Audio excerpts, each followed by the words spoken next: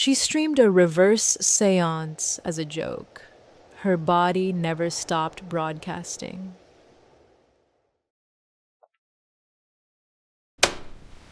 There's a particular kind of arrogance in those who mock what they don't understand. Not ignorance. Ignorance is forgivable, even endearing in its way. But mockery, that slow, performative sneer aimed at the ancient and the unseen, carries its own gravity, its own weight, and weight, eventually, falls. Tonight we follow a woman who built an audience from her disbelief, who packaged skepticism as entertainment and sold it, episode by episode, to millions who wanted permission to laugh at the dark. She found a ritual. She performed it publicly. She called it theater. The dark, as it tends to do, took careful notes.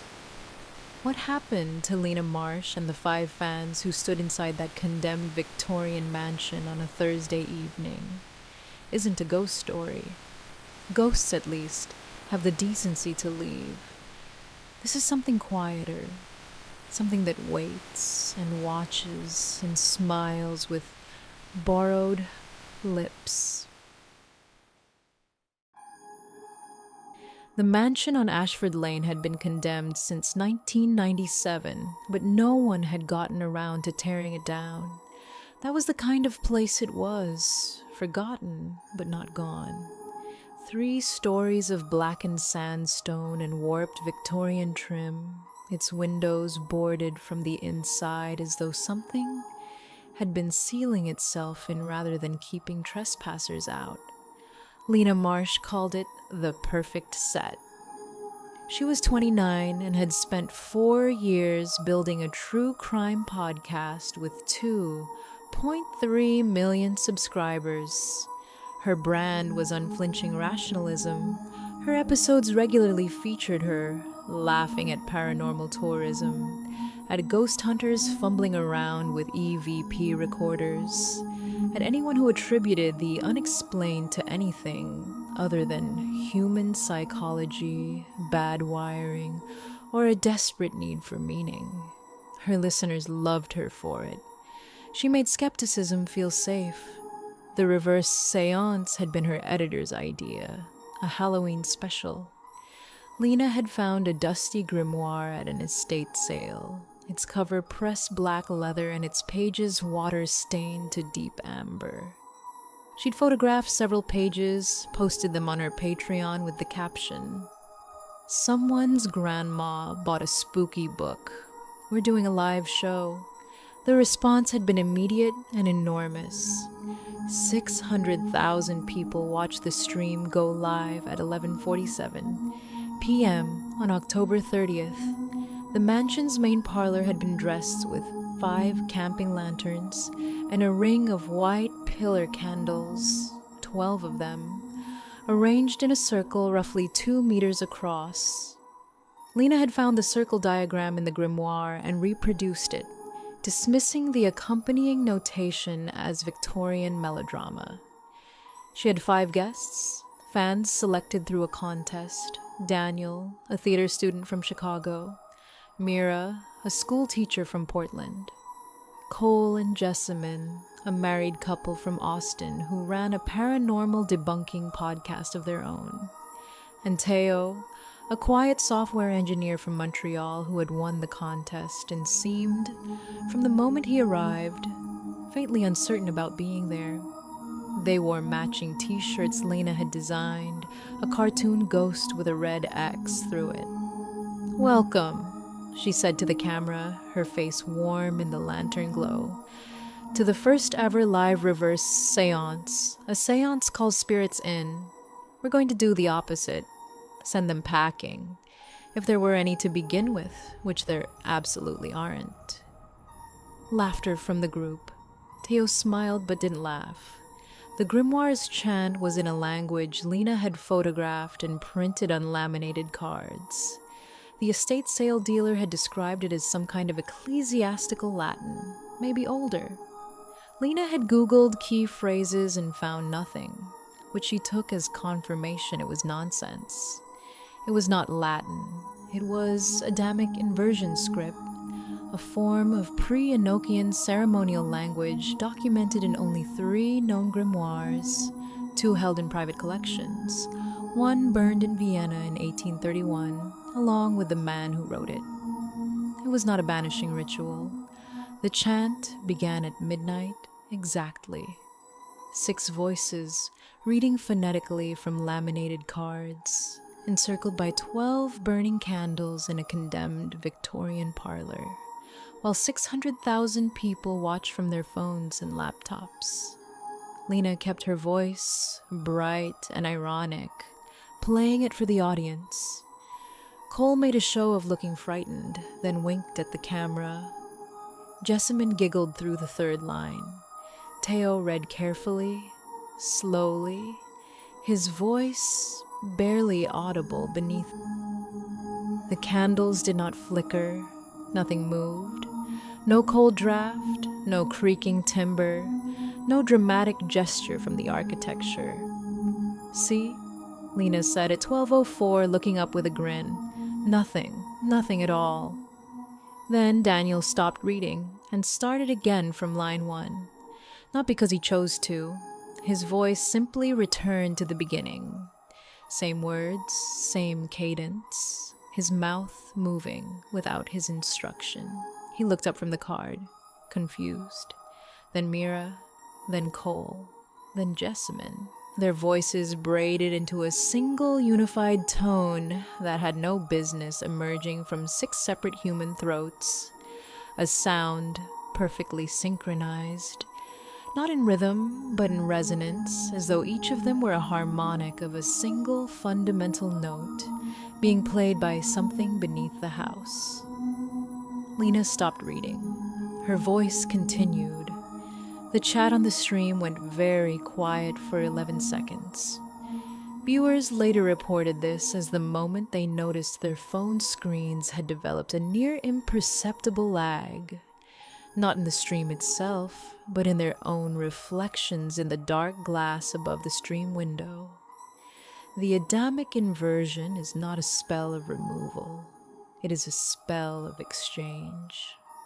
Where a conventional séance creates an opening through which something outside may enter, the inversion creates an opening through which something inside, the animating principle, the soul, the astral signature, every name different traditions have given the same ineffable thing, may be drawn out, not into death, into limbo.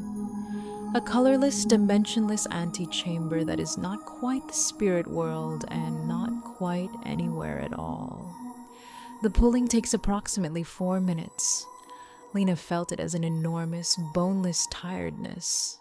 Not the tiredness of sleep, but of distance.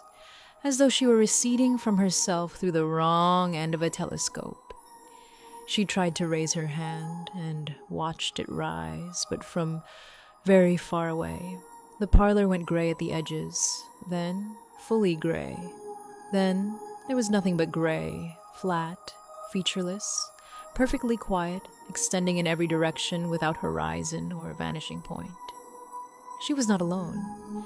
The 5 others were there, their faces carrying the same blank confusion, the same dawning comprehension, the same horror that arrives slowly because the mind simply refuses to accommodate it all at once.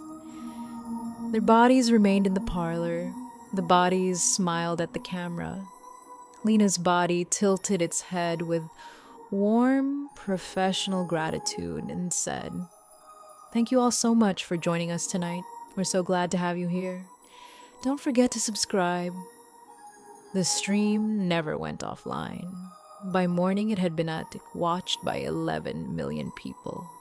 By the following week, 23 million. The bodies of Lena and her 5 guests remained in the mansion, moving, speaking, appearing in follow-up content with eerie regularity. They answered interview questions, they laughed at appropriate moments, they showed no distress. In the gray, there are no sounds, no textures, no light sources, no hunger, no pain, only awareness, pristine, unbearable, unending awareness of the gray itself and of one's presence within it. Lena has attempted in the gray to count the others. Sometimes she finds all 5, sometimes fewer. Sometimes she is entirely alone in a way so complete it has a sound of its own. She watches the stream sometimes, she doesn't know how, but she does. Sees the parlor, sees her body maintaining its content creator poise, sees the comments scrolling past in real time. The lag began for casual viewers around day 3. A half-second delay between movement and reflection, noticed first by viewers watching the stream in dark rooms with their phone's front-facing camera active. Most dismissed it. Some posted online and were met with explanations about screen refresh rates and ambient light sensors. The chant does not require active participants. The Adamic inversion, once initiated through 12 candles and 6 voices and the proper circle geometry, requires only ongoing attention. Every viewer who watches the stream for more than 14 consecutive minutes becomes a secondary node in the circuit. The stream is not content. The stream is the ritual, ongoing, self-sustaining, fueled by collective observation. The pulling is slow for secondary nodes, months rather than minutes. But the gray is patient. The comments section is full tonight. Someone has typed, "This is the best Halloween content ever made." Someone else, "Why does she look like that now?" Something's different, and near the bottom, from a username no one recognizes, a comment posted and deleted within 40 seconds. "I can hear you. Stop watching the stream. Please stop watch." The moderation logs do not specify who deleted it. The stream timestamp reads 617 days, 14 hours, 32 minutes, and counting. Lena watches it from the gray. She has not moved in 617 days because there is nowhere to move to. She wants you to stop. 600,000 people tuned in to watch a woman mock the dark. By morning, 11 million had joined. Not because they were drawn by the content, but because the ritual is elegant in that particular, ancient way. It doesn't need your belief. It doesn't need your fear. It needs only your attention, given freely for long enough. There were red flags. There are always red flags. The estate sale dealer who described the language carefully and didn't quite meet Lena's eyes. Teo, who read the words slowly and looked frightened even before anything happened.